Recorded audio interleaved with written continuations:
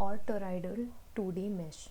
So in the 2D mesh, the switches on the sides have no connections to the switches on the opposite sides, which means that here in the 2D mesh, the switches on this side can have no connection to the switches on the opposite side here somewhere, or here you can say.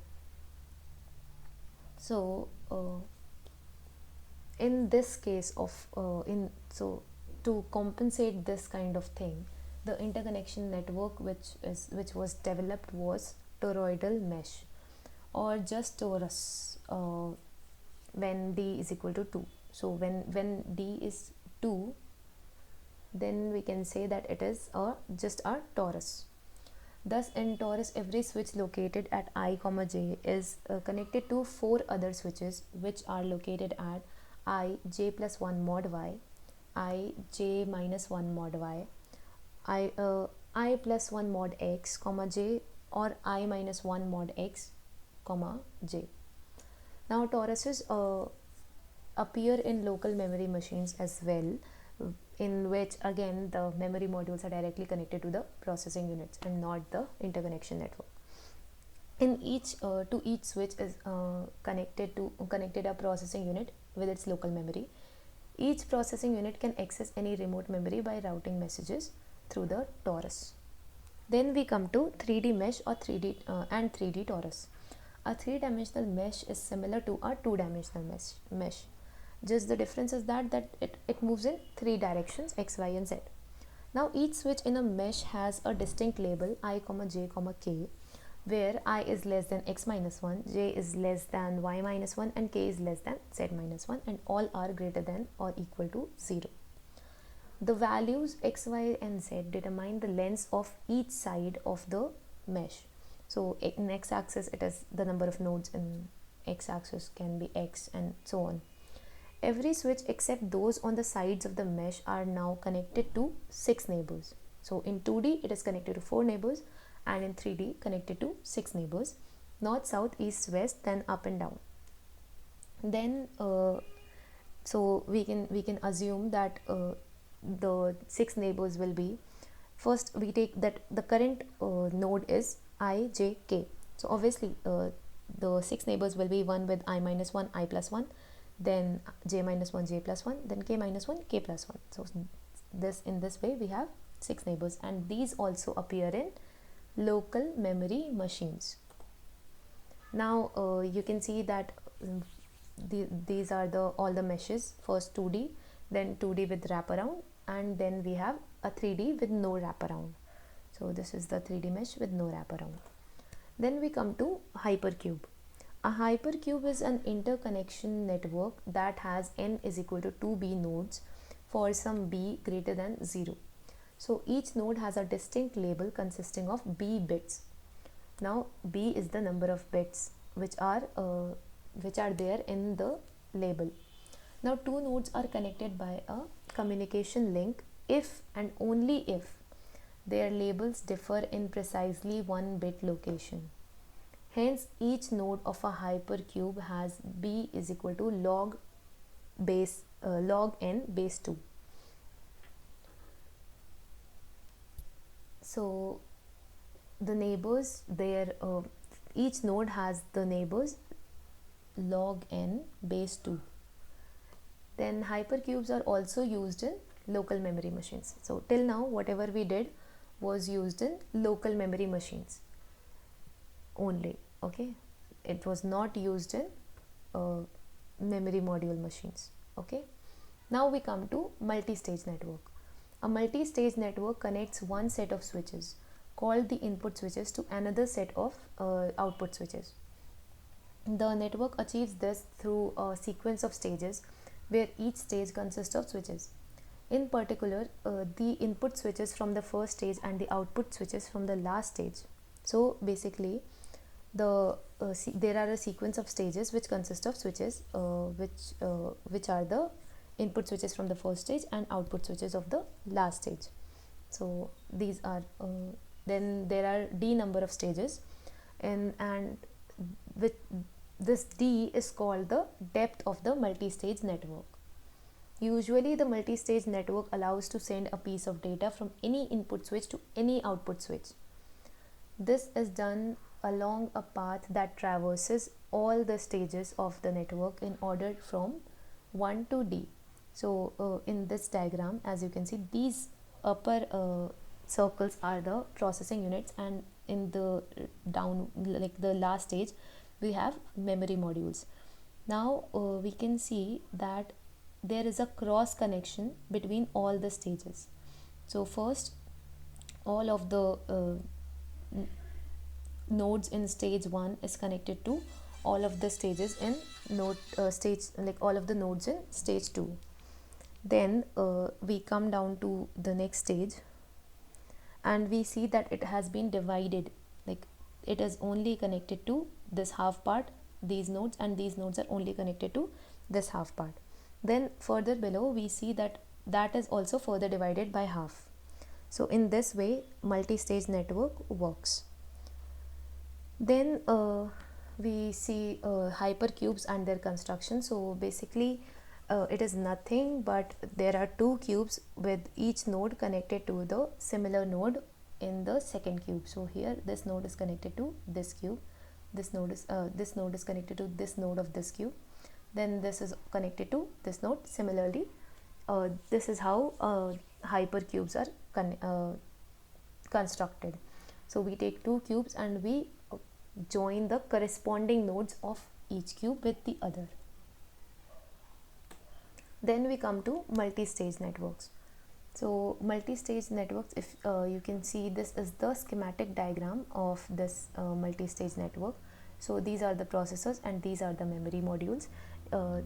So this is the stage 1. From here, stage 1 and stage 2, each of them will be connected.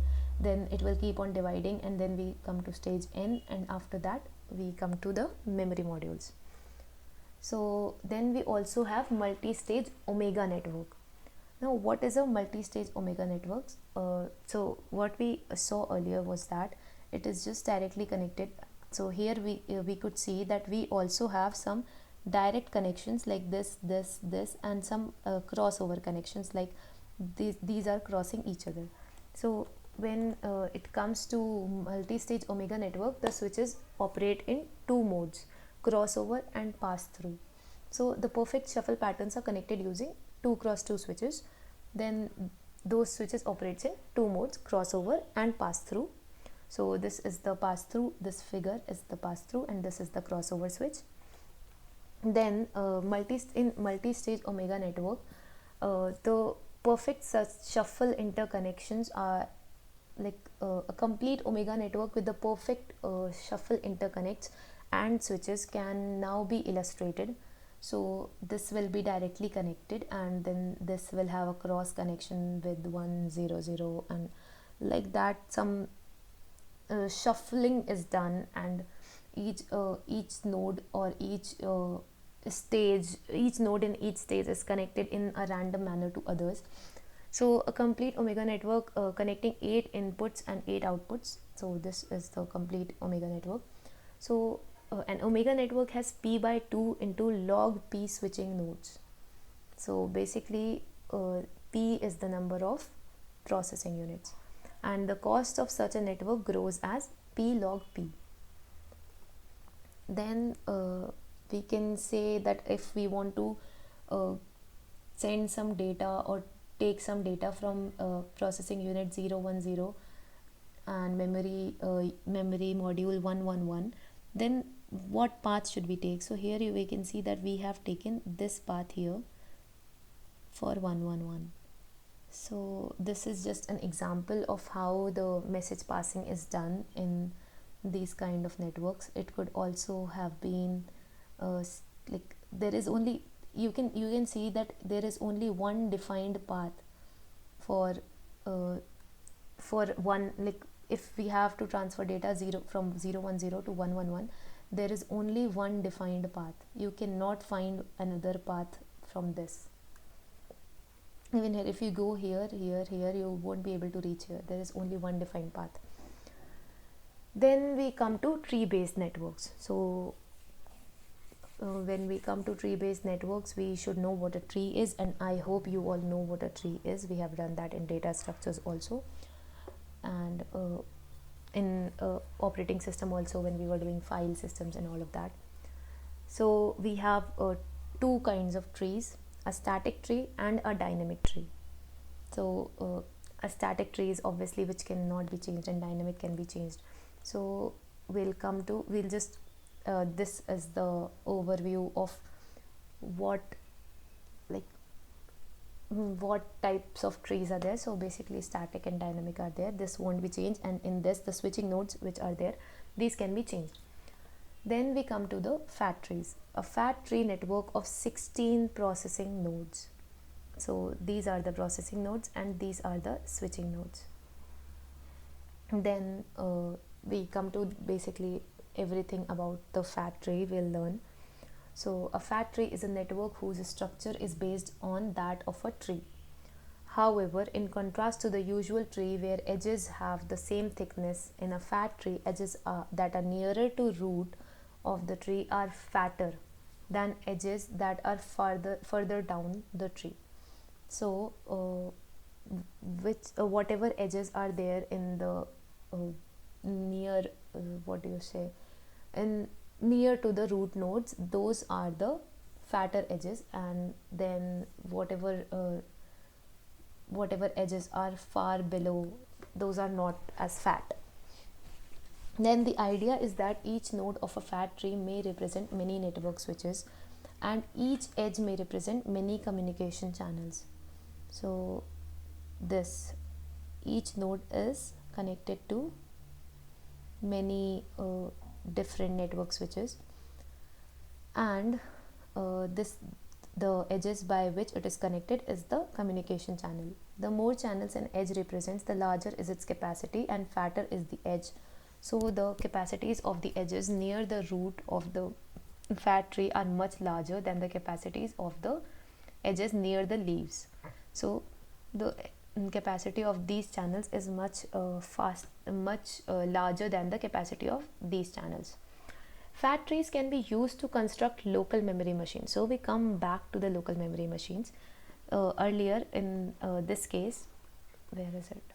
Multi-stage network, we saw that this was used in memory module machines, and this fat trees are again used in local memory machines, LMMs.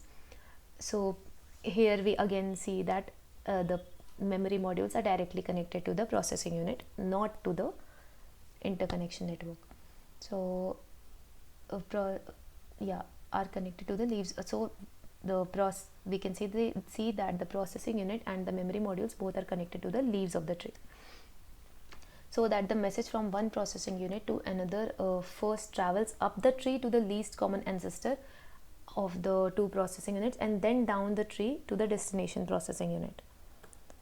Then if we are evaluating static interconnection networks, we can see that if it is completely connected, then diameter will be 1, bisection width will be p square by 4, arc connectivity will be p minus 1, cost will be p into p minus 1 divided by 2.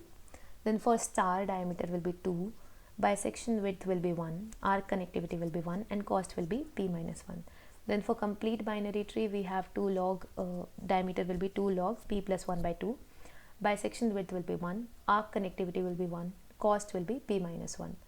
Linear array, diameter p minus 1, bisection width and arc connectivity both are 1, and cost is p minus 1. Then 2D mesh with no wraparound is 2 into root p minus 1. The root p minus 1 will be in bracket. Bisection width will be 2 root p, and arc connectivity will be 2. Now cost of the links will be p minus root p, and the difference will be multiplied with 2. Then 2D mesh with wraparound will be 2 into root p by 2. Then 2 root p is the bisection width, arc connectivity will be 4, cost will be 2p. Then for hypercube, the diameter will be log p, the bisection width will be p by 2, arc connectivity will be log p, and cost will be p log p by 2. Then wraparound k array d cube will be d k by 2. Then the d into k by 2, actually how many cubes are there, and in one cube how many array are there. So uh, how many nodes are there, sorry, how many nodes are there. Then bisection width will be 2k to the power d minus 1, arc connectivity will be 2d, and cost will be d into number of processing units. So yeah, crossbar and omega network are also there. So for crossbar the diameter is 1, bisection width is p, arc connectivity will be 1, and cost will be p square. For omega network the diameter will be log p, bisection width will be p by 2, arc connectivity will be 2, and cost will be p by 2. For dynamic tree, 2 log p is the diameter, bisection width is 1, arc connectivity is 2, and cost will be p minus 1. So after that we'll come to parallel computational complexity, which will be done in the next video.